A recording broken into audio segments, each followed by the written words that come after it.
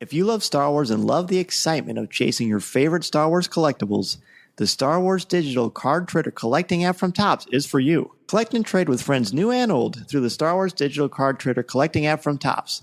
These are the cards you're looking for.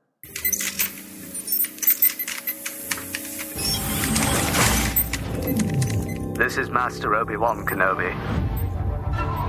I regret to report that both our Jedi Order and the Republic have fallen. Our future is uncertain. But in time, a new hope will emerge. Coffee with Kenobi presents Rebels Reactions with Dan Z and Corey Club. All troopers, focus your fire on the Jedi.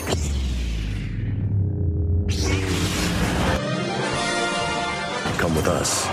Learn what it truly means to be a Jedi. I'm in space. And I'm about to die. We need an opening. Found one. What did he say? He said hello, hyperspace. Oh, and guess what? This is the podcast you're looking for.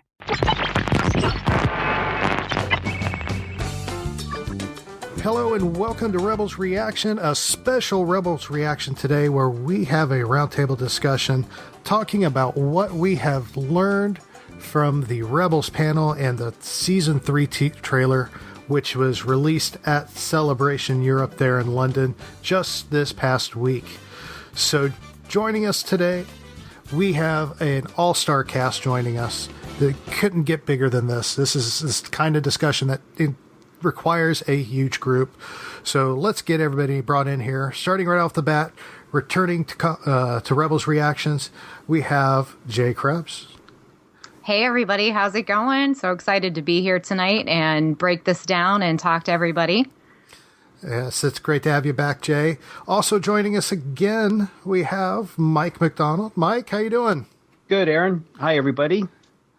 Let's talk some Rebels tonight. Oh, we plan to. We got a lot to talk about. Joining us also is the lovely Becca Benjamin. How are you, darling? I am great. I am honored to be here tonight, guys. Thanks so much for having me. I have my own little seat on this little round table. It's going to be great talking Rebels. Oh, it is going to be fun. And last but not least, another one of our famous Coffee with Kenobi bloggers. You know him because he does all of our blog reviews of Rebels via Rebel Reconnaissance. Mr. Craig Dickinson, how are you, sir? Very good, Aaron. Good to be here. Very excited to dive in.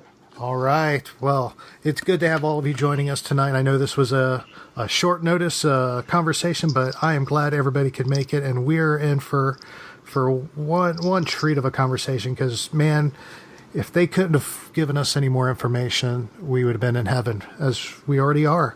So we have this wonderful teaser that just was released, this trailer of Season 3, which was released here at Celebration London, Celebration Europe there in London. And I tell you, there is so much stuff going to be happening Season 3. There's probably not enough time to cover it all. But we're going to do the best we can here, as we always do. And let's just jump right in. We got the return of our crew, and obviously from if you've seen the trailer, if you haven't, stop, go watch it real quick, because I don't know why you'd be listening to Rebels Reactions if you have not seen this trailer. So go see it. Pause for a second. Go see it. Welcome back. Now that you've seen it, let's go into it. We see our crew back with a whole array of different types of looks. And most notably, of course, is Ezra. Ezra has grown up. We've got quite a bit. New haircut, new look. Of course, definitely advancing into his teenage years. And now, of course, I will relegate that to some of our people here who have teenagers. Mine are not, no way near that age. But we definitely see some growth in him. When you first saw Ezra, what was your first opinion, Becca? The first thing that caught my attention a little ways into it was the reverse looks in between Kanan and Ezra. Kanan, used to be the clean cut, well-shaven guy. Everything was just so, and now it's Ezra. Everything is in its place. His hair is clean cut. He's, clean faced. It was amazing to see that because it almost brought me back to that Phantom Menace era with Obi-Wan, all clean shaven, hair neatly, shaven back, a little bit of a, whatever going on. Just, everything fit together. Ezra's little quirky awkwardness about how his clothes sagged here and there and his hair, that's gone.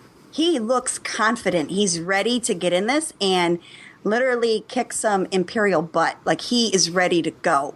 I was impressed and I liked it. And I also noticed a new lightsaber in hand, too. So, gotta love that. Absolutely. We've seen quite a bit of growth from him in this trailer, including that new green lightsaber he has now. Craig, what was your impression of Ezra when he first appeared? Yeah, the haircut was really interesting. It's so close-shaven, and it is very reminiscent of like the Padawan haircut, except for it doesn't have the braid and the ponytail in the back. But he just looks very serious, almost militaristic in a sense.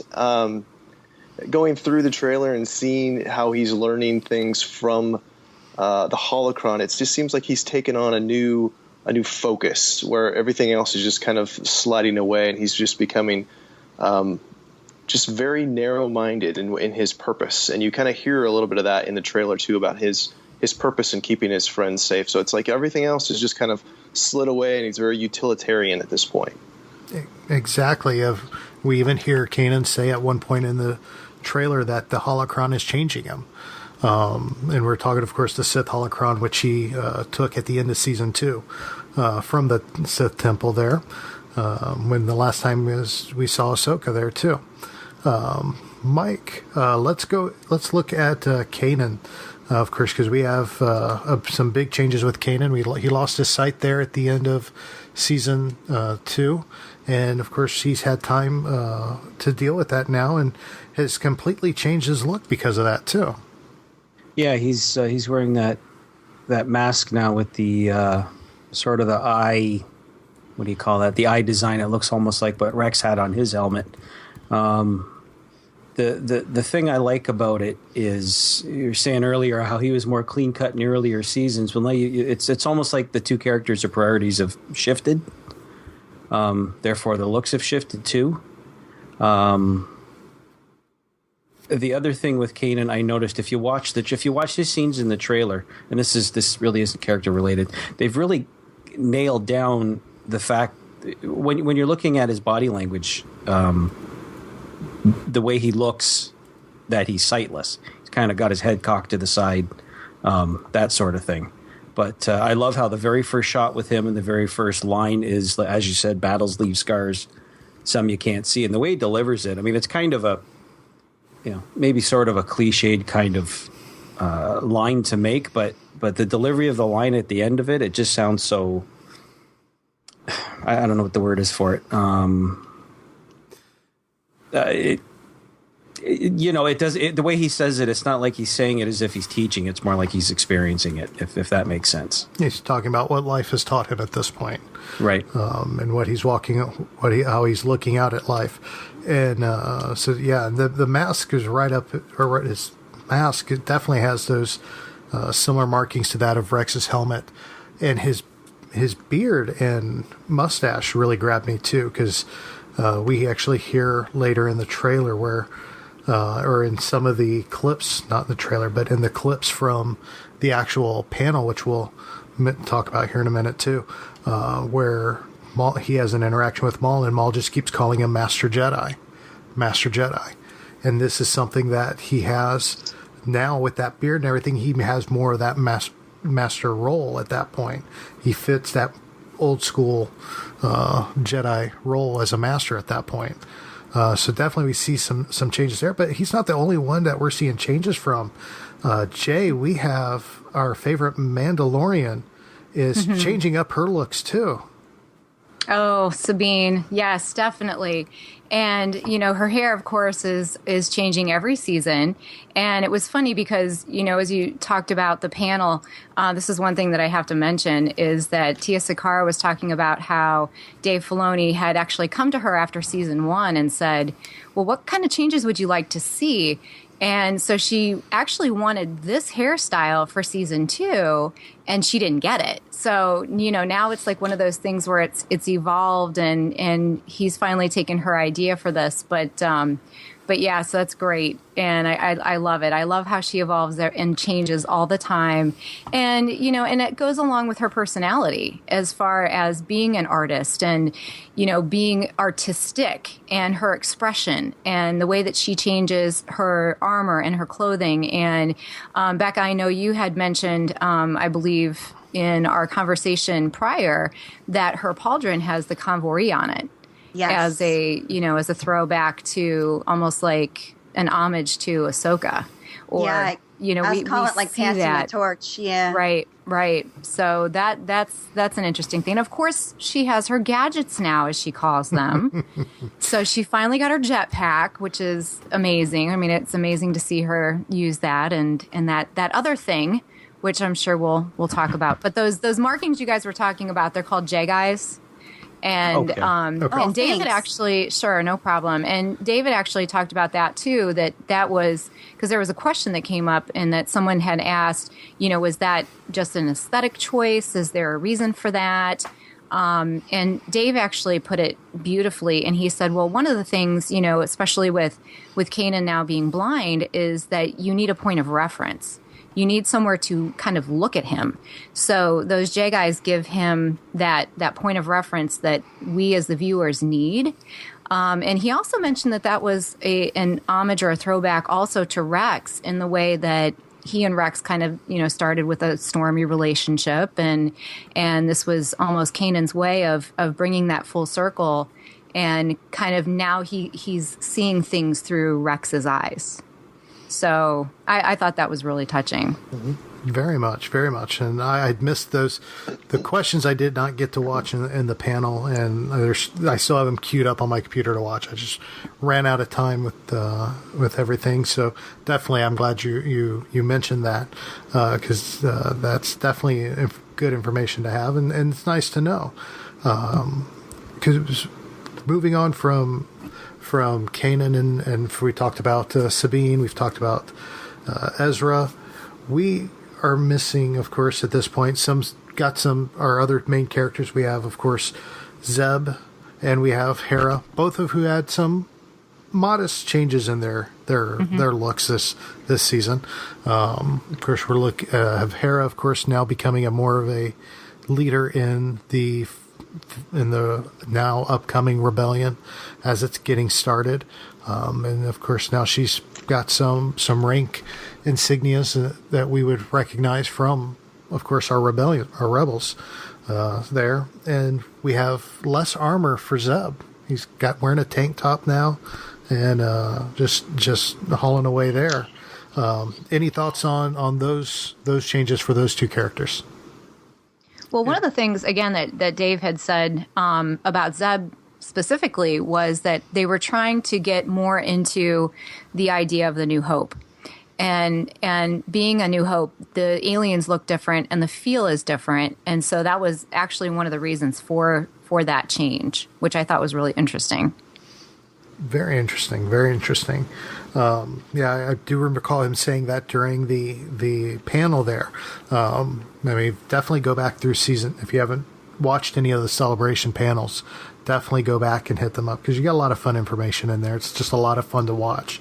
But find the Rebels panel in the day 2 of Celebration cast. I know it's a 10-hour long video, but scroll up to about 6 hours, you'll find it. Yep. It's right there, just past halfway. But watch it; you'll have a lot of fun. It's a lot very entertaining. Hosted by our favorite Ewok, Warwick Davis. So a lot of fun there.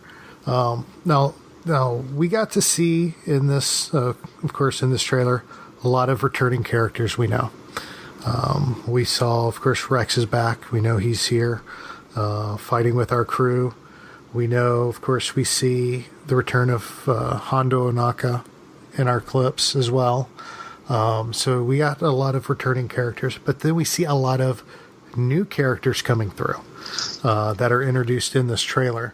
And let's try to dig into these new characters a little bit. We see, of course, hold on. Before we do that, we got returning characters. Of course, we have Maul returning as well. We have not seen the end of Darth Maul, apparently, after the end of that season 2 finale, because he's in this trailer as well. Mm-hmm. And before we go any further, let's talk about Maul for a second, because he still seems to be a bit obsessed with Ezra. From the clips that are shown in the panel, and of course from what we see in the teaser, he still wants Ezra to essentially join him at this point, from what we can see. At this point, with him still continuing to pursue this, where is Maul trying to get to at this point? Craig, what are your thoughts on Maul still pursuing Ezra at this point? Yeah, that was really interesting. I'm seeing some of the clips during the panel, scene, especially that they showed, not to give too much away, but where Maul had actually established a base and had taken Hera and Sabine and Zeb prisoner. And it looks like he had robots that was working for him, and who knows how many other people working for him. He seems to be trying to reestablish his power base, and maybe even to make, I don't want to speculate too much, but even to make another move to kind of reestablish what he had in the Clone Wars with the Shadow Collective, and needing to have that, that second in command, to have that apprentice to bring Ezra into maybe that place where Savage was. But it looks like he has an end game. That's the thing I'm getting from that, is he wants to make some kind of power play and needs Ezra to do it. Well, definitely it'll be interesting to see where that end game takes him at this point, because we definitely have some hopefully we'll get some resolution in that this season as well, as time goes on. Now let's take a look at these new characters we have, because we got a whole slew of new characters that we're starting to see pop up through the trailer here. And of course we start with, this Governor Price that we see, who oddly resembles the Russian from Kingdom of the Crystal Arena Spalko. Yes, from Kingdom of the Crystal Skull. I caught that right away.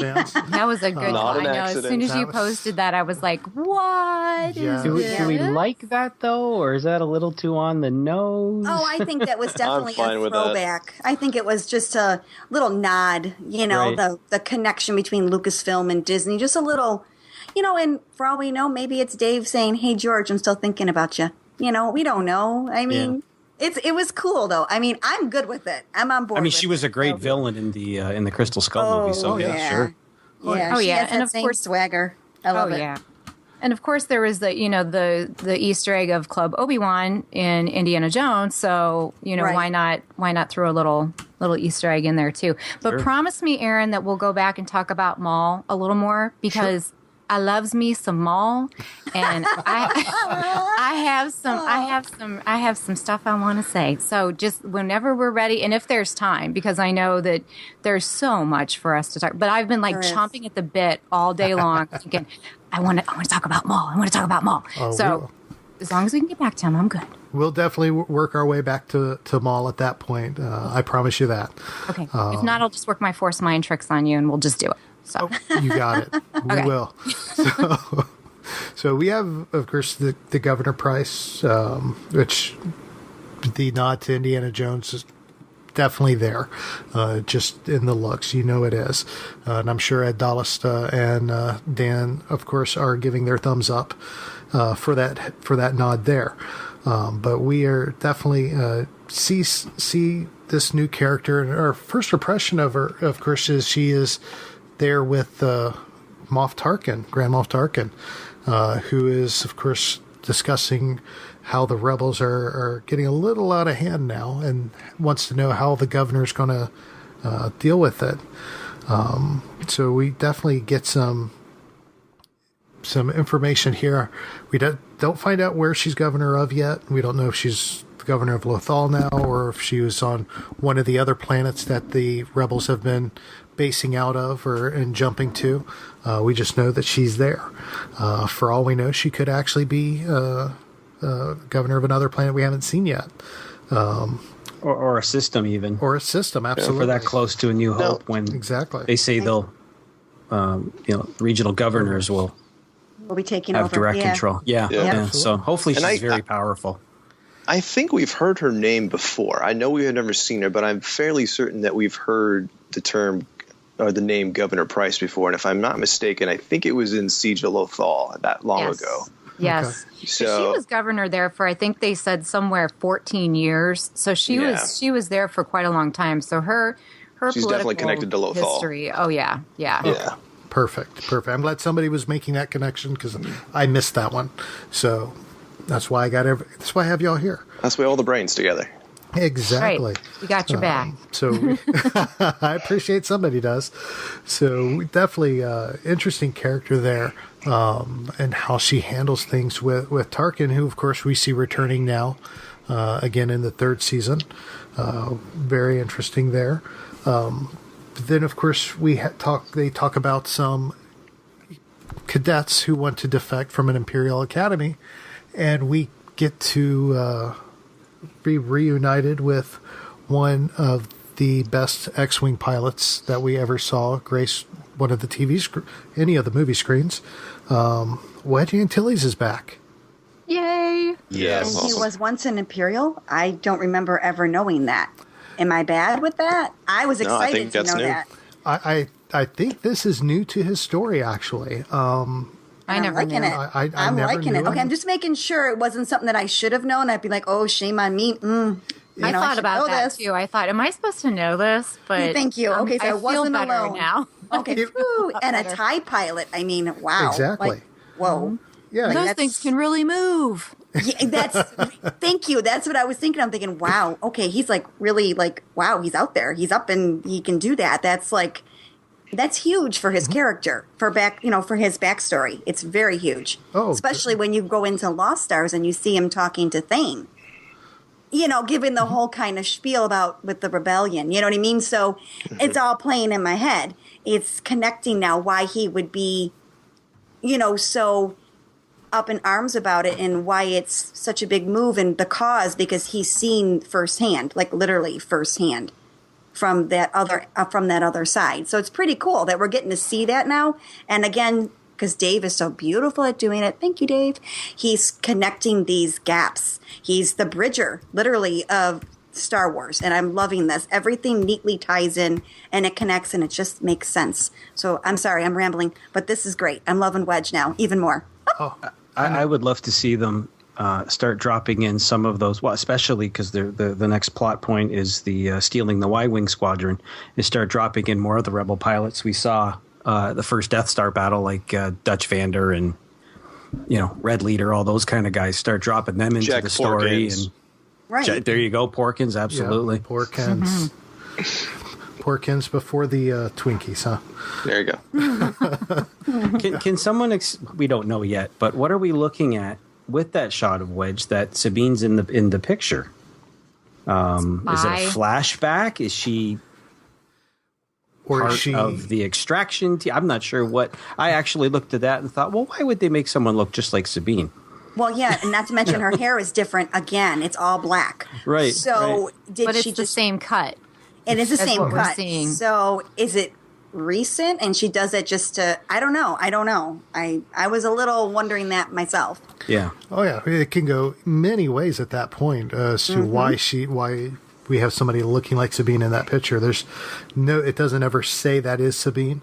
A lot of assumption is that it is. I could say she's undercover trying to get these cadets extracted, or are we looking at a long lost relative? Well, that's what I was going to say, because Dave Filoni did say on the panel, no, it wasn't him, it was Tia. She said that she has relatives. Yes. Or maybe she doesn't. She kind of did the whole question mystery box thing on that. So is this possibly a relative?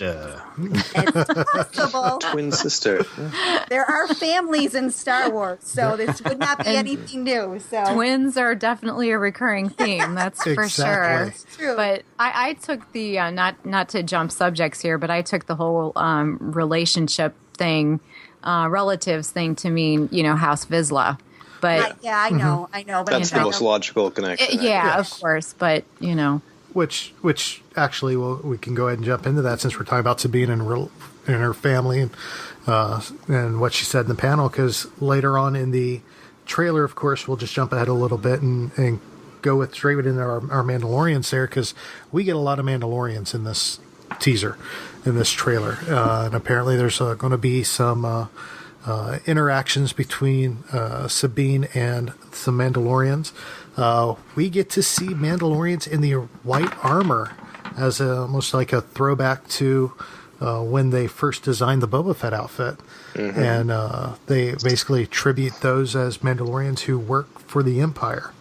And of course, we see also the return of this famous saber from the Clone Wars that got so much hype back in the day. The good old Dark Saber. Yes. Yes. The one that caused Obi-Wan Kenobi so much grief. But yes, the Dark Saber is back, and we actually see Sabine wielding it. What is up with that? And how did she get it? Exactly. Well, we did hear, I cannot think of his name, but I know he worked side by side with Satine's sister with the Mandalorians. Remember, her sister was obviously part of the Mandalorian. Bo-Katan. Thank you. Yeah. I can't think of the gentleman that worked alongside her, but he's the one who, in that trailer, who was telling Sabine that he has such honor. Like he's honored by her that she kept the traditions. And I'm wondering if, somehow from that conversation passed down the saber at some point, because he definitely was giving her a heartfelt spiel, and she was touched by it. And Sabine doesn't get moved by a lot. We all know this. She's a tough chick. Yep. So that moved her. So I'm wondering, somehow she's obviously shown some great honor to where she's derived from, and they're seeing that. So this is going to be great, because I know Jay's like just tickled because this is her thing, the Mandalorians. And I still need her to teach me and mentor me in the ways of the Mandalorian, because I'm not all up to date on that. But I am so thrilled to see that from what we can see in the trailer, we are going to get backstory finally on this young lady. Yes. And I'm thrilled. Because she inspires me just with her hair, because I'm constantly playing now with my hair too. So, love the girl. But anyway, so I'm thinking somewhere there's a connection there. But I could be wrong, but where else could it have been all these years, right? So, I'm excited about the white Mando armor. I hopefully we're finally going to see what was on the back of that, Boba Fett action figure card back in the day that said that, wearing the armor of the Mandalorians that were, fought in the Clone Wars, that sort of thing. I never felt that whole storyline in the Clone Wars really played off that well. There was a lot of expectation, and I don't think they pulled it off very well. So I'm hoping to see, I'm hoping to see these guys kick some butt, especially in that retro vintage looking armor. And they've got jetpacks. Oh, yes, they do. Jetpacks. But, and they have the Imperial slogan on their shoulders. So let's see them doing some damage finally. Exactly, and it's going to be exciting. Anytime we get Mandalorians, it's a fun time. So I'm definitely looking forward to seeing where they go with these Mandalorians, and see how they get incorporated into Sabine's backstory, because definitely we want to see as much as we can and learn as much as we can of this crew, because we definitely have come to know them and love them here. So what we're going to do real quick is we're going to give Dan and Corey some time to talk real quick and tell us about the Topps trading card app. If you are a huge Star Wars fan, and let's face it, if you're listening to this podcast, you probably are, and if you love collecting Star Wars, the Star Wars Card Trader app from Topps is for you. The best part, the Star Wars Card Trader app features incredible images from the original trilogy, the prequels, the Clone Wars, Rebels, and The Force Awakens. Every era you love is included on the app. It's easy and a lot of fun, too. Beloved characters, key scenes, and unforgettable moments are in every pack. Open the app every day and get free credits to spend on card packs from the Cantina, trade with your friends, and make new ones along the way as you continue to add to your Star Wars collection. And it's all free. The variety makes it fun, too. So chase what you love. Some of the latest packs include poster series, classic comic book series, helmet variety packs, and so much more. There are even exclusive cards you can get by completing sets, as well as special inserts and even autograph opportunities. Don't worry about missing the cards you love either, as you sign up for notifications right on the app. The Star Wars Digital Card Trader Collecting app from Topps can be downloaded for free from iTunes or Google Play. Be sure to download the app and start your collection today. The Star Wars Digital Card Trader app from Topps is available now. And remember, these are the cards you're looking for. Thank you, Dan and Corey, for telling us about that trading card app. Definitely download it if you haven't already. It's definitely a lot of fun. You get some really cool artwork through there as well.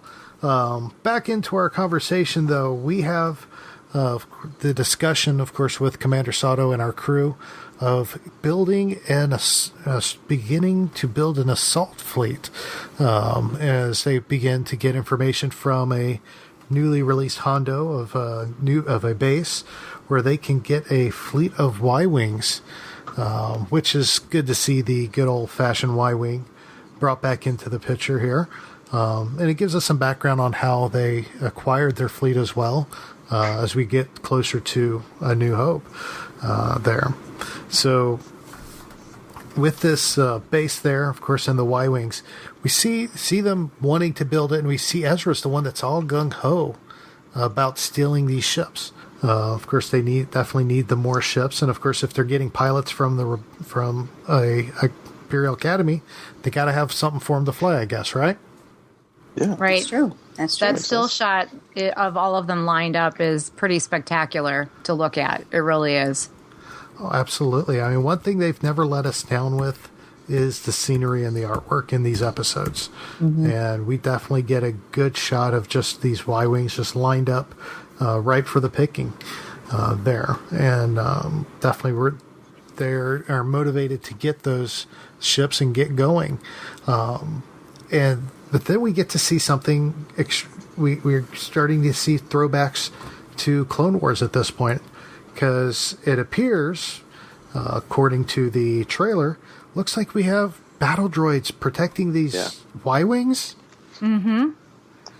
I know, that kind of came out of the blue for me. I didn't even really pick up on it until the second time that I watched it, because, of course, there was just so much going on. But then after I watched it a second time, I thought, okay, battle droids? This is interesting. Yeah. So, yeah. Yeah, it's a really interesting choice. Absolutely. Go ahead. You know what that made me think of is if you've ever played, I think it's Battlefront 2. I'm talking like PlayStation 2 era.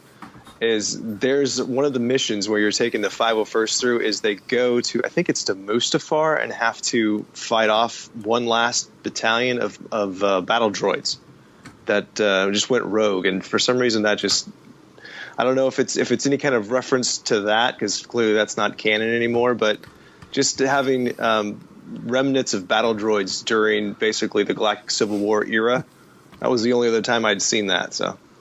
Yeah, now that station that they're looking at, that's a Neimoidian design, isn't it? It looks like one of their. Oh, there you go then. Yeah, there you go. Yeah, that's why I thought maybe it's one of these things where they get to the place and activate. You know, they flip a switch and whoops, we've turned on the battle droids. I wonder if maybe that'll be what happens. Very well could be, but yeah, that makes sense. Could be, makes a lot of sense. Well, and don't forget, too, at this point in time where we are in the timeline, the Imperials had money. So they could recreate these or keep them up to date or remodify them because they had the money. I mean, it wasn't until way after Return of the Jedi where they didn't. So right now they have the money and the Rebellion really doesn't. So they have the funds. That's why we see our rebels, of course, trying to possibly steal because they don't have the funds to have their own. So I don't know. That was something I thought of too, that, they have the funding right now. So, exactly. Got the money, you can get the weapons. got the money, honey. I got the time. Exactly. And of course, with the battle droids, Rex seems like he's right at home at this point, fighting off some good old battle droids, just like in the good old days. Oh, sure, that's right in his wheelhouse, right there. Oh, exactly. Now, is he tossing it? Is that one of those droid poppers? That's what I thought it was. Yeah, yeah. Wouldn't it be funny if the two Jedi jump into battle and he tosses this over their heads and shuts them all down? That would be. It would be nice to see something like that. They just kind of turn and look at him at that point. Well, Kanan's not looking at him, but Well, He's feeling it through the Force. little soon. Too soon. Too soon. Oh, my Oh, bad. you know what? I just spoiled my own theory. If you go a little bit further, he does throw it in and blows them up. I didn't realize that till just now. Well, now we know. That's what's so much fun about this.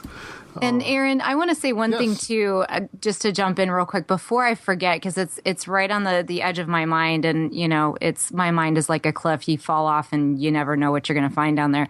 But when we were talking about Commander Sato, it reminded me of them standing around the table and the holograph table, and you see the symbol pop up, and it's Ahsoka's face markings. Did you guys notice that? I was going to ask about that because I thought it looked a lot like Ahsoka's markings, but I wasn't sure. Yeah, it pops right up in the middle of the table as their, the strategy table or whatever you want to call it. Yeah, that's when they get the message about the defecting cadets from the Imperial Academy. So that's the fulcrum symbol that I think that they're using, which is really cool. Well, let's talk about that. We got Ahsoka symbol on the table. We obviously don't know what's happened to Ahsoka at the end of this finale of season 2. So everybody has been clamoring. They want to know if she's alive or if she's gone. And Dave gave us in the panel the very first question. God bless Warwick Davis for this. He held no punches back. His very first question out of the gate was, is Ahsoka alive or dead? Yep. Blunt, straight to the point. But what do you expect from Wicket? He just gets right to the point. He wants to know the answer. And Dave gave us a roundabout answer, as Dave always does, basically saying that he doesn't know how we will see her again, but we probably have not seen the last of Ahsoka. Thank goodness. Yeah. That made me so happy. He did also follow that up by saying, he said it jokingly, he says, well, it could be in a flashback. But then he said, well, no, that's the cheap way out. It probably won't be that way. So, yeah, her story's not done. Yeah, no. Exactly. He also says something along the lines of, too, if he did a flashback, that nobody would forgive him for that. I'm glad he's keeping that in the back of his mind before he puts something out there. That's always nice. I mean, he's thinking of us. Oh, he is. And definitely with that coming up, that definitely was something that I think a lot of people needed to hear, because it left it gave us a roundabout answer that we have something to hope for in the future. Dave essentially gave us a new hope. So, Yes, well, did you see the Topps trading cards? They show them at the Ahsoka Untold the Tales. Stories. Thank Yeah. you. My You're brain welcome. was not working there for a second. It's my favorite panel. But it was beautifully done. But the Topps digital cards that he did, that Dave sketched, and both of them kind of give you glimpses of possibly what could be. And they're in black, white, and red. And the one looks like Ahsoka's waist deep in some sort of liquid, water, fluid. We don't know. And then the other one, she's standing, but in the background, there's a white convoy. Mm-hmm. So, those two things, I mean, those are, trading cards. So are there... And they're designed by Dave. And they're designed by Dave. Exactly. Yeah. So, it lends your thinking towards, okay, what's he trying to tell us here? Dave is good at telling us things without telling us things. Mm-hmm. And he's a master of that. I have learned over the years. So there is no way we'll until we actually find out, there's probably no way we'll ever guess what he's trying to tell us. Because I'm sure the message is hidden loud and clear in there. We're just all speculating in all different realms at this point.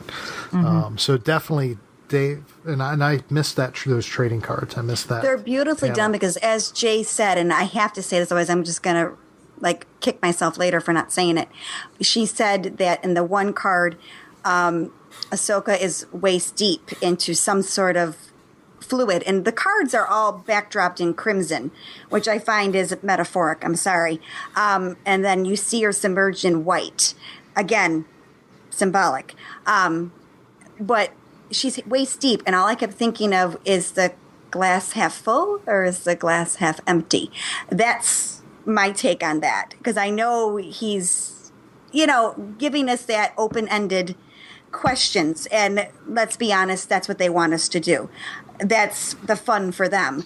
But like I said, that's exactly what I thought of, that whole glass half empty or half full. What's your take on it? You can go either way with it.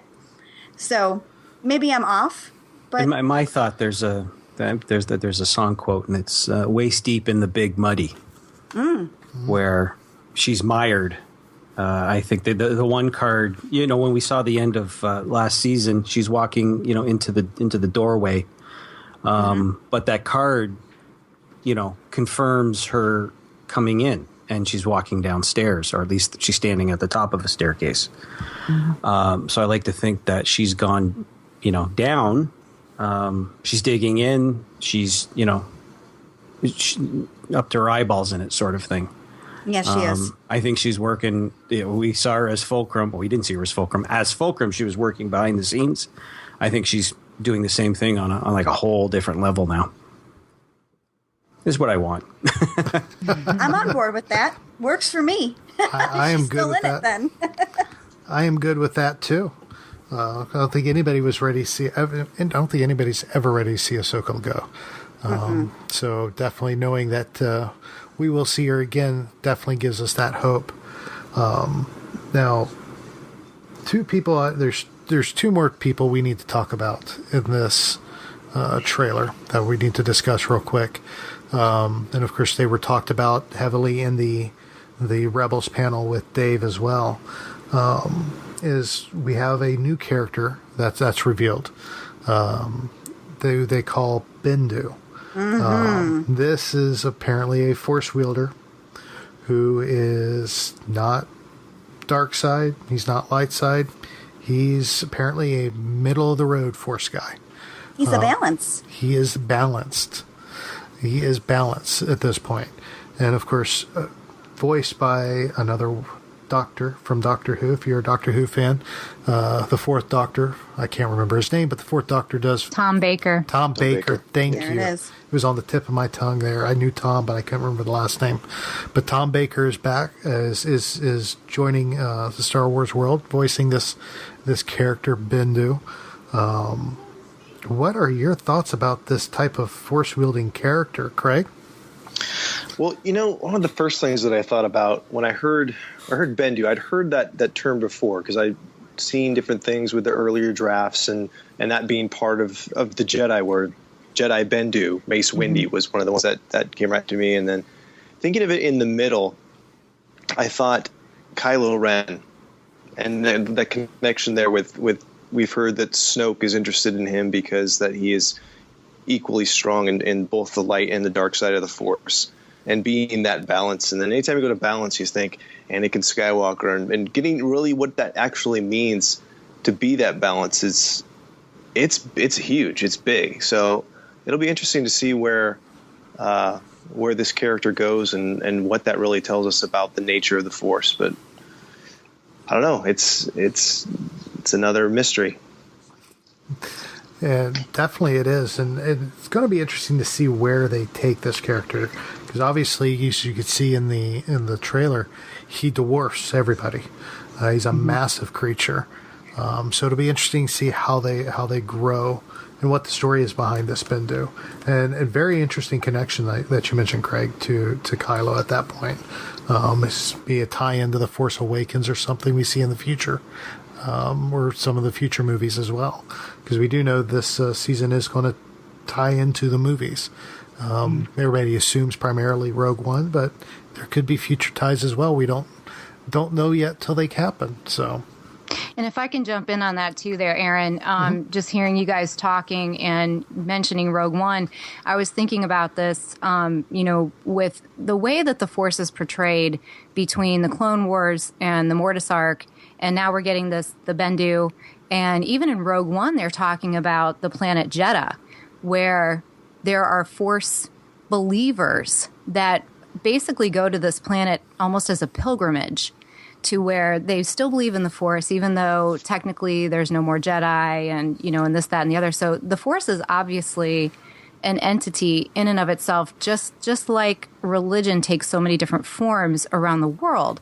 So it makes sense that the Bendu would be that balance. And in regard to his size, it's almost indicative or maybe representative of the way that, that is all encompassing in a way. But I guess, as Yoda says, size matters not, or, should it?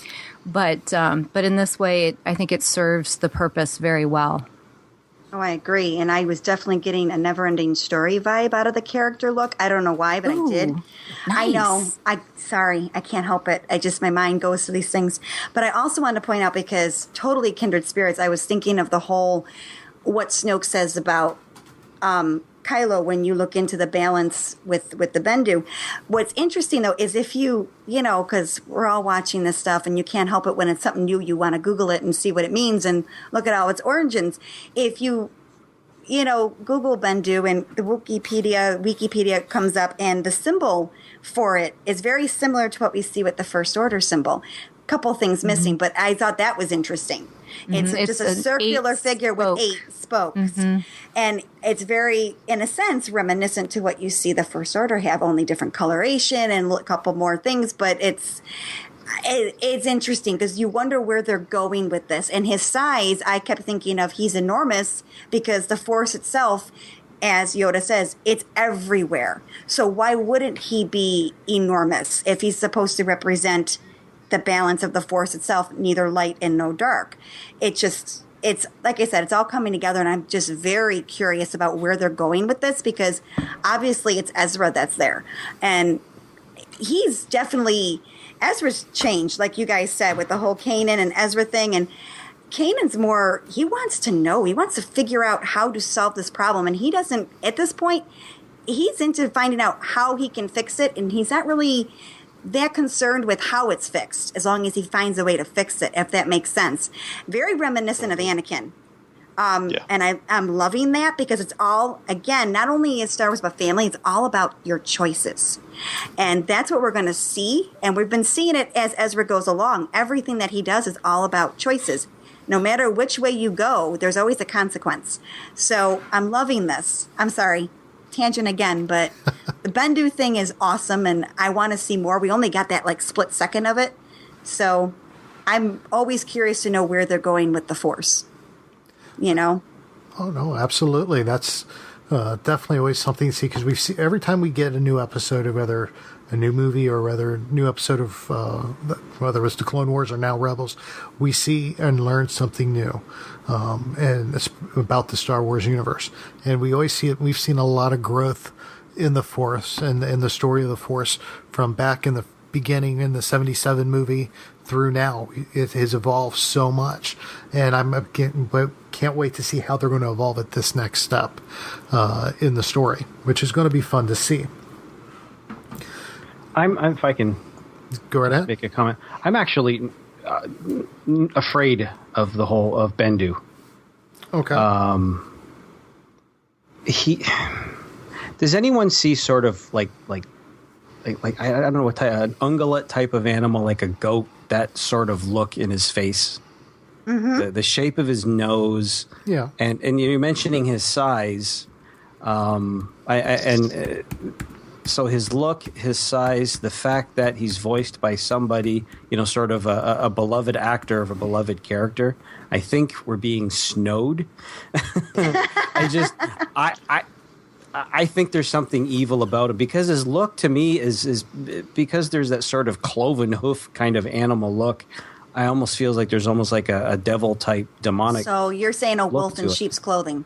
Yeah, sure. Okay. Right. I'm surprised Dave didn't use a wolf. Yeah. Well, that will happen, I bet. It's going to happen eventually. Yeah. It's Dave. It's Dave. It'll show up. There's basically two shots with Kanan and Bendu. The one shot, Kanan's on his knees as if he's supplicated towards him. So you wonder if he's on some sort of pilgrimage by himself and he has sought him out, that sort of thing.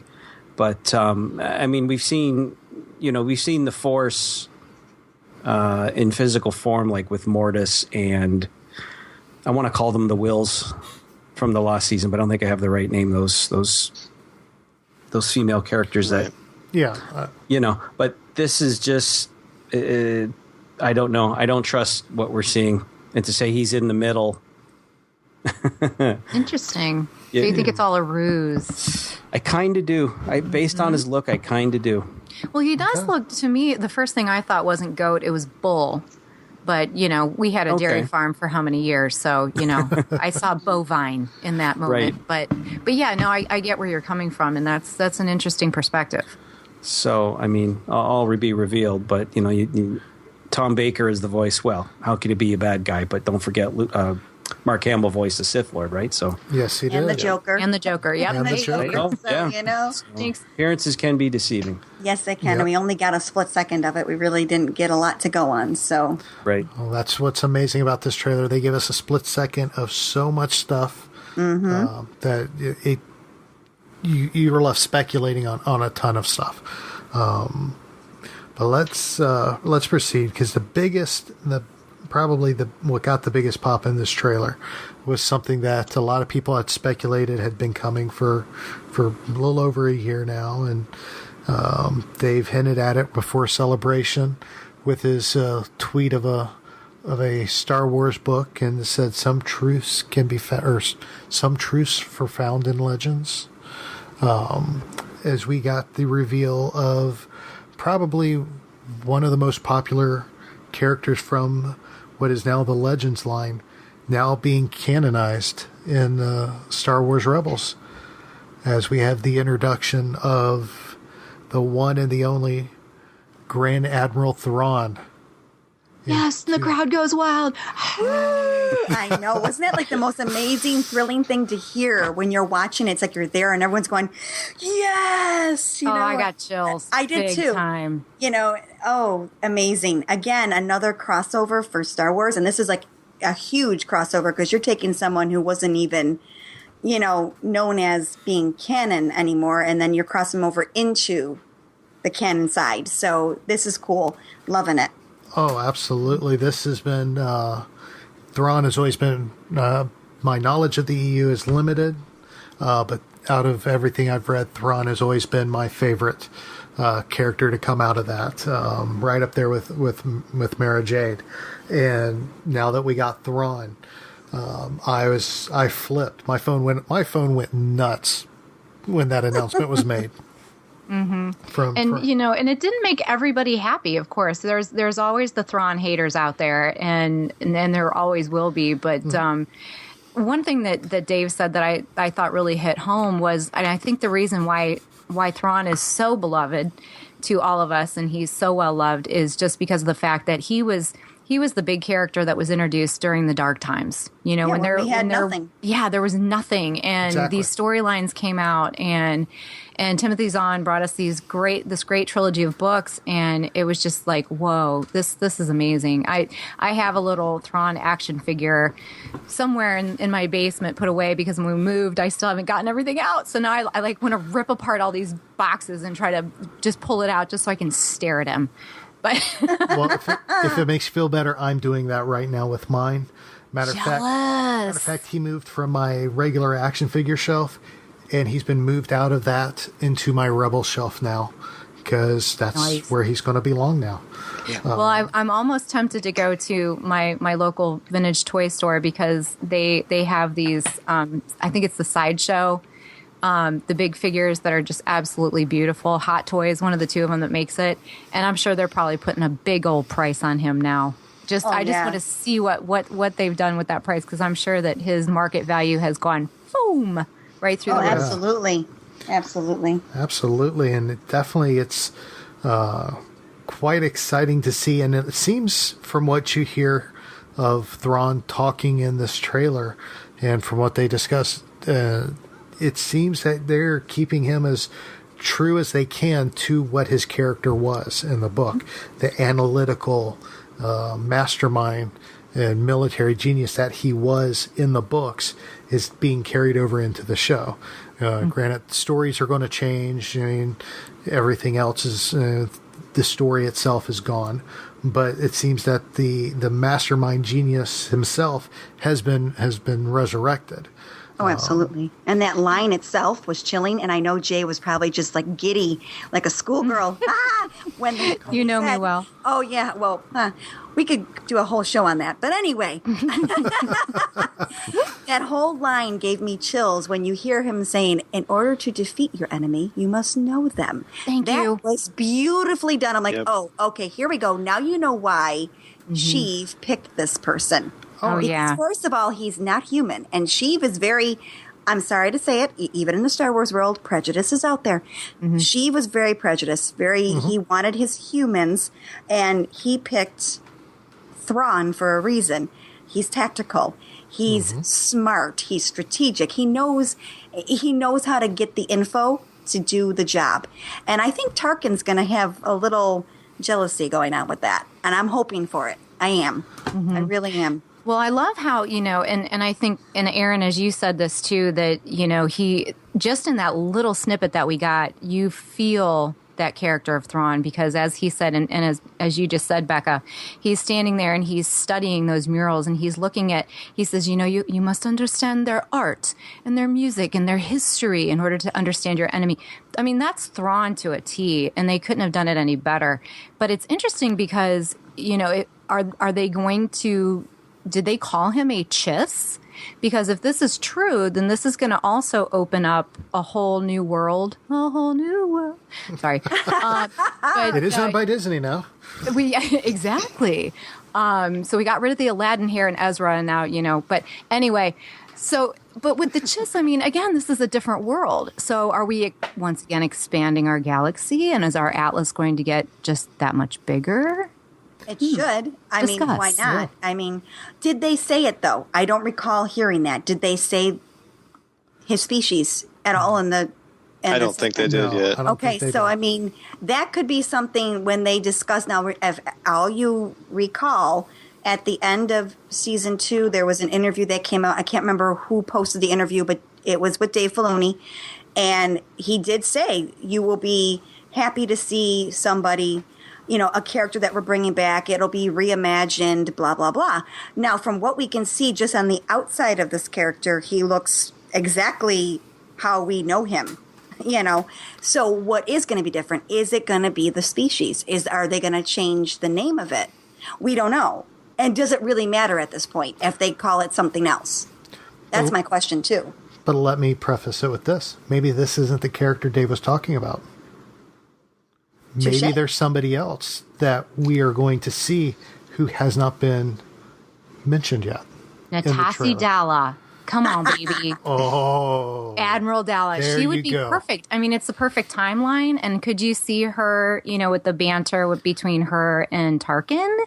Because if you know anything about the EU, you know that they had a little thing. Yep. So, that would be interesting, too, to bring in. And another, another female character, too. So, Let me ask you a question about Thrawn from the books, just because it's been a while. Was he unknown to the Alliance when the Thrawn trilogy came out? Good question. I would believe so, yes. Right, like almost like we saw... in this trailer where it was they were a lot more organized this time. We don't know who's in charge. But what I liked in the trailer is that the Ghost crew know this guy. Yeah, Harris is scared of him. And Admiral Thrawn. So, but he's from the Outer Rim, is that correct? That's where he made his name. So that ties in too. But I just that scene, where Harris says, "Oh, Grand Admiral Thrawn," and then I'm forgetting names. I'm staring right at him. Zeb says Carabas. There you go. Thank you. Yeah.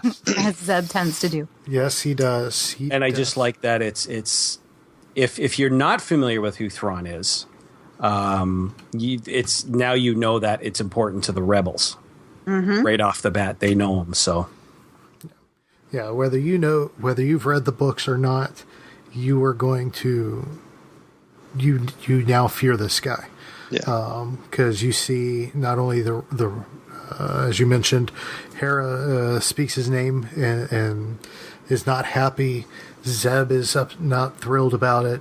You even see some dismay in Sabine's face, and you actually see we see the return of Hera's father in this as well. His name just slipped my mind. Cham Syndulla. There you go. Thank you. I knew Jay would back me up on that one. Well, we did review that episode together. But we have Cham Syndulla returning, and he's talking about how he just it was how they were so organized, and he didn't have a chance. So you get this sense of fear of this man right off the bat, and the way they have him carrying himself through this, as you see the glimpses of him through this trailer, the way he's carrying himself, he's carrying himself in a way that demands the respect that if you know his story from the expanded universe, you already have given him. And he's coming in demanding that same respect right off the bat. So if you haven't read the books, you are going to enjoy this character there.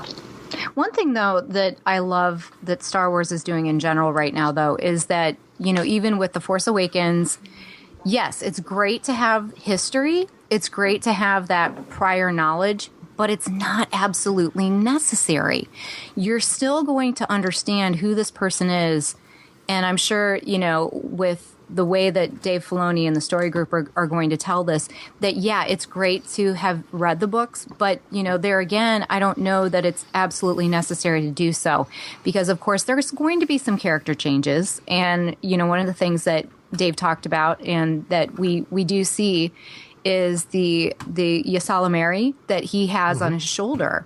And Dave said, no, we're not going to put that animal in there. However, the way that they introduce Thrawn, you see those two little lizard-like things sort of positioned on his shoulder in the shot. So it's that little, throwback, that little Easter egg to those of us who know and love the EU, now Legends, but you don't have to know it to appreciate it, which I think is great.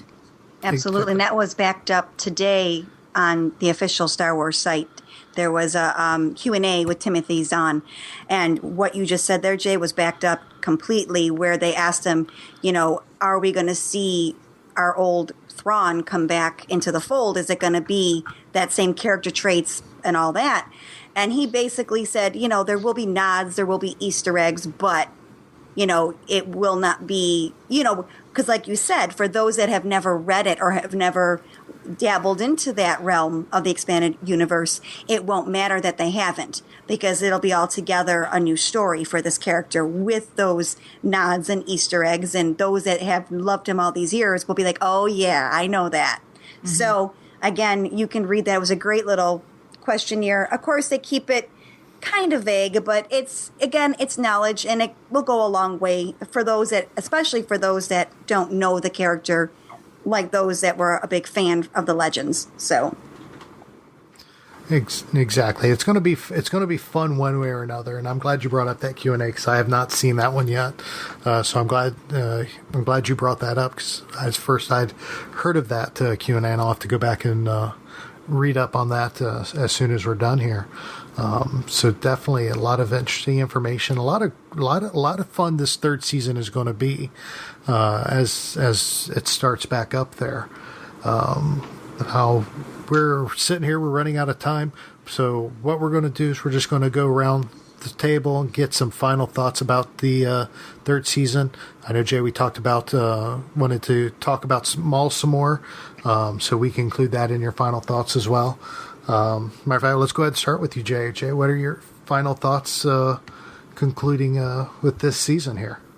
Well, I'm never going to have a final thought, but the thoughts just keep going and going and going. But no, it's fabulous, and it's so well done. I mean, you're looking at a weekly cartoon television show that has grasped our hearts and our minds and our psyches in such a way that we can't get enough of it. And just watching the evolution of these characters and just being excited for it, I'm reduced to like my 10-year-old self all the time, just squeeing and doing happy dances and everything else. And so I got to talk a little bit about Maul, and I promise I won't take too much time, but I love Darth Maul, and I know that he's not everyone's favorite character. And I've even seen on social media, could we please stop talking about Darth Maul? The answer is no. No, we will not. Sorry. But to At least you're honest. To me, his character is just so intriguing because, and I heard him being referenced as such to the Greek mythology character Sisyphus that was basically doomed for eternity to roll this boulder up the hill. And he was basically doomed by Zeus because he did some bad stuff. But he rolled this boulder up the hill only to get to the top of the hill and have it roll back down again. And then he rolls it to the top and it rolls back down. Sounds like my life. And Sorry. And I think that's Maul to a T. Just as soon as he gets to a point where he thinks he's got things together and and he's good with the world, he gets cut down, no pun intended, again. And and also there's this thing, and I'm so into like philosophy and mythology and that type of thing, but in Chinese folklore there's this thing called the Wu Gang, which is basically the equal to Sisyphus in Chinese folklore, and it's about this character who, and Becca, you're going to love this one, who is endlessly cutting down this self-healing tree. And what is Maul doing? He's constantly cutting down the goodness of the Force. Yep.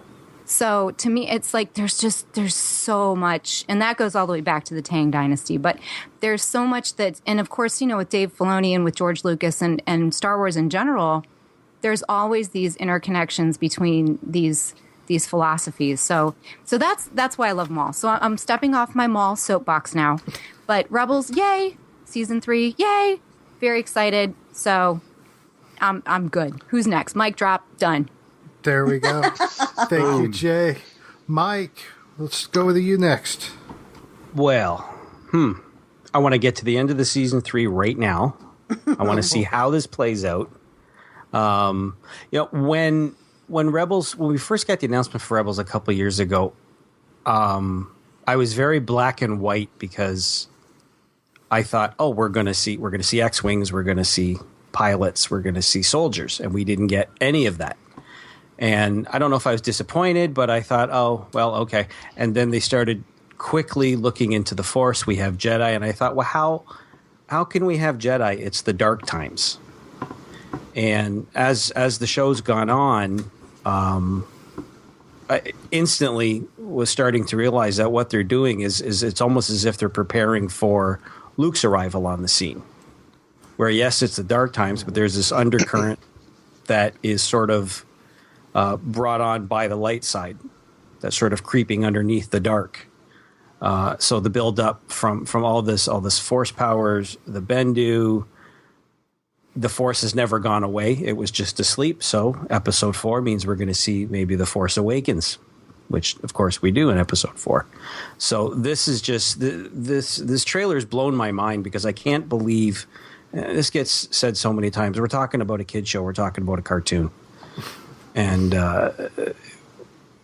bring it on, bring it on. And let's talk about the end of the season when the end of the season gets here. I can't wait. Can't wait to see what it brings. Very good. I don't know if I want the season to end already. But if they put it on Netflix where I can binge watch it all in one day, you better believe I would do it. Take a day off work and just watch it 2 or 3 times. All right. Becca, what are your final thoughts on this season 3 trailer and panel that we've been discussing. Oh, it's just fantastic. And it's, it's one of those things, you guys were just saying, going back to when they first introduced the show, and I was going through a lot of sorrow because Clone Wars was gone, and it was just, something I was just so invested in. And then from the opening scene of Lothal on the very first show, I was already gravitated and sucked in. And it's interesting because it took me such a long time to become a Clone Wars fan. I wasn't instantly saying, okay, I'm on board with this. Because I remember being in the theater with my kids for the premiere, and it ended, and I was like, that's it? I literally said that. That's it? And it took me years to get into it, and I absolutely love the Clone Wars. But Rebels, it just called to me. I can't explain it. I've been sucked in from the beginning. The characters spoke to me, and I think it's because, unlike the prequels and unlike the Clone Wars, you knew it was at a time where good things were ending. There was no way out of it. Bad was going to happen. At least, going into where we are now, there's so much hope. They're fighting so hard for this hope, and they have such belief. That feeling is there again. And you can't help but be sucked up into all that again. It's a moment of new beginnings. Tomorrow's a new day, and they're focused on that big picture, and there's just something to say about that. It gives you hope for yourself. It's one of those shows where you can sit down with the entire family, and you walk away from it feeling happy. Do you know what I mean? Like, this is great, and it gives you that inspiration. And I'm just dying to find out what's going to happen to these characters because I'm so invested in them. Hera is my favorite. Love her. She is the best pilot, in my opinion. And also knowing, this I'm just going to throw out there, which probably really isn't that relevant, but to know that all around the world, no matter how you say anyone from this era or from anywhere in the saga, like Dave said, you're not saying it wrong. You can say Twi'lek, you can say Twi'lek. It doesn't matter how you say it. It's correct. You're not wrong. So I'm just loving Rebels. I want to see where we're going, and I'm on board, man. Let's just go. Let's just get into it. Yay, Rebels. Yay, Rebels indeed. And, of course, finally, Craig, your final thoughts and opinions on this trailer. Wow. You know what? One of the great things about this show is that you can see exactly the same things and totally come away with different interpretations. Because I'm listening to Becca talk about how the hope, and I'm just thinking, this trailer was such a downer. Because, it starts with the lightsaber sound, and then you hear Ezra shouting, Ahsoka. And I just watched the end of season 2 today just to kind of get prepped for this too, because I wanted to have that kind of those two things side by side. And it just seems like Ahsoka, in one form or another, she's going to be present by her absence in this season, because her legacy is driving Ezra. And he is obsessed with fighting back, with finishing what she started. You see, we've talked about Sabine having the bird on her shoulder, kind of following that legacy too. And it's just, everything is escalating. It seems the stronger that the Rebels get, the more the Empire pulls out different things. Last season we saw Vader enter the scene, and now we've got Thrawn coming in, and the stakes just keep getting raised. And we keep saying it's a kid's show, but there's lasting consequences to things. Kanan's blind, and that's not going to change. And all of these things that are just building toward, and we know where it's going. We know ultimately that there is going to be a New Hope, and we'll get to the destruction of the first Death Star, and ultimately the Rebels will be victorious. But it's getting so dark too, and the dichotomy of those two things, I think, is just amazing. It most definitely is, and we got a lot to look forward to when we're dealing with this upcoming season. Overall, for me, when I first watched this trailer, it left me speechless. I didn't know where I wanted to go, where we were going to go with this, and the announcement of Thrawn, the relationship between Maul and Ezra progressing, just the growth of our crew, it was just mind-boggling at the point that I saw this trailer, and I was just so enthralled by it. I can't wait to see where this is going, because we're going to have such a fun season for sure. And of course, for those of you who were at Celebration Europe who got to see the first 2 episodes, I know they got to see the Thrawn episodes. I'm so jealous of you. More power to you. I'm happy for you and hate you at the same time. Hear, hear. But more power to you. I'm glad you're able to go and see that, and you know what we're missing, and you know what we're anticipating, and everybody's just ready to go on this season whenever it begins, and we are looking forward to it. Now, of course, definitely, I just want to take a moment thank each and every one of you, Jay, Rebecca, Mike, Craig, for joining us tonight. Real quick, go around in a circle. We're going to let everybody know how to get in contact with you if they want to continue this Rebels discussion with you online or however it is you want them to. We'll go ahead and start with you, Jay. All right. Well, you can find me most easily on Twitter. I'm a Twitter fiend. So I'm at Joyce Krebs, JoyceKrebs, all one word. You can also email me at Coffee with Kenobi. So I'm JK, it's JAYK, at coffeewithkenobi.com. And I'm also Rogue7 at Star Wars in the Classroom. And I also do lots of Pinterest stuff with Star Wars and different types of things too. And that username is JAY6443. So I'd love to hear from you guys. And you can check out my blogs on Coffee with Kenobi. I have a regular blog that posts once a month. And I also have a weekly fashion blog review called Core Worlds Couture. So I'd love to see you guys. Love to have you stop by and share your thoughts with me. Excellent. Thank you, Jay. Mike, you're up next. How can people get a hold of you if they want to continue this conversation? You can email me at mikem@coffeewithkenobi. You can also reach me at my website, miketarkin.com. That's also my Twitter handle, Mike Tarkin. I also write for RetroZap, where I do a series called Special Modifications about my Star Wars room. But like Jay, I'm mostly on Twitter. You can pretty much find me on Twitter. Understand. Same here. Perfect. Becca, how about you? Well, like everybody else, I'm going to follow suit. You can definitely find me the most on Twitter at URAngelB, and that is URANGELB, as I can spell. It's an ongoing thing I have with Jeff. But anyway, you can find me there. You can also find any of my musings of Star Wars on thecantinacast.net, also at coffeewithkenobi.com, and The Bearded Trio. You can find me there as well once a month. If you're so inclined, you can listen to me, analyze the new canon on the literary aspects of Star Wars at Tarkin's Top Shelf. We'll be doing Life Debt tomorrow. Actually, we're going to be doing that show. So yeah, and also you can find me on Twitter there too, just as it's all one word, Tarkin's Top Shelf. Excellent. And last but not least, Craig, how about you, my friend? Probably the easiest way to get a hold of me is Twitter, much like my compadres here, at InfluxMan. Of course, you can find my stuff on Coffee with Kenobi. I do the Rebels Reconnaissance, and so once this season does start up, I'll be writing reviews after every episode, try to get those out within the week. I'm Rogue 3 on Star Wars in the Classroom. But yeah, mainly Coffee with Kenobi is the best way to get a hold of me. Excellent. And of course, we want to hear your thoughts and your opinions, as always, about the trailer. You can email the show at rebelsreactions@coffeewithkenobi.com. Of course, you can find the show on Twitter at Rebels Reactions.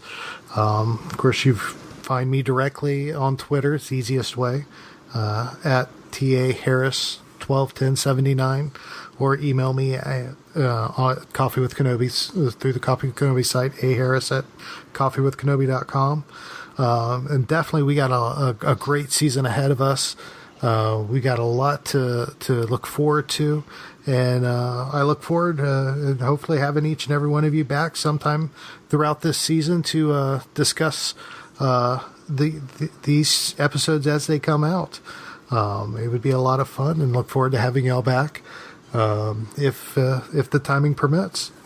So, Thank you. Dibs on the Y-Wing episode. Yeah. Dibs on the Y-Wing episode. All right. Oh, we're taking dibs now. Oh, apparently I see how you are. So. Well, Aaron, you know I'm going to be bugging you, so. I know. Just keep me in mind. I'll be chomping at the bit. I already got you down for all the Mandos, Jay. Sweet. So. Oh, yeah. And the mall episodes. No, I'm kidding. We'll just set you up. You can run episode 1 through 22 with me. And all the Ezra episodes. And anything having to do with Chopper. Exactly. Exactly. There's very little Chopper in this trailer. What is up with that? I was just going to say that. We didn't even talk about him. I think my favorite character out of the show, and we barely saw him. No, we got a glimpse. And yeah, I know. It was... I'd like to know if they modified him at all in any way, gave him a little tune-up or added something to him. Maybe they gave him the little torch thing that BB-8 has now. 85, we didn't get to see him either. His new friend. So hoping he's still going to be around too. But we're digressing from where we should be here. Exactly. So we got a lot to look forward to as the season progresses. This is going to be fun. Thank you, Jay. Thank you, Becca. Thank you, Mike. Thank you, Craig, for joining me tonight. Thanks, Aaron. Thank you. Thanks, guys. Thank you so much for joining us. A lot of fun, guys. This has been great. Thank you for listening to Rebels Reactions. Remember, may the Force be with you, and this is the podcast you're looking for. Well, kid, you pulled it off. Was there ever any doubt? Yes. Chopper, get us out of here!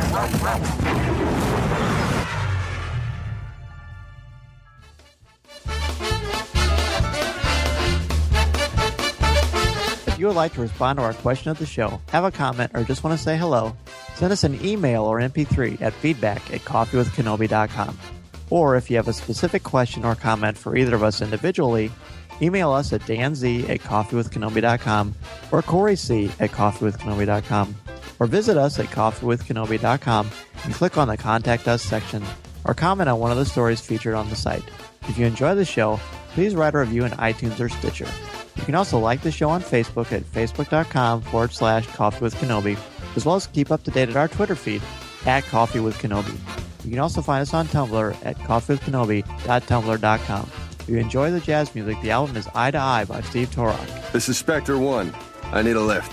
This podcast is not endorsed by the Walt Disney Company or Lucasfilm Limited. It is intended for entertainment and informational purposes only. The official Star Wars website can be found at www.starwars.com. Star Wars, all names, sounds, and any other Star Wars-related items are registered trademarks and or copyrights of Disney and their respective trademark and copyright holders. All original content of this podcast is the intellectual property of Coffee with Kenobi unless otherwise indicated. This is the podcast you're looking for.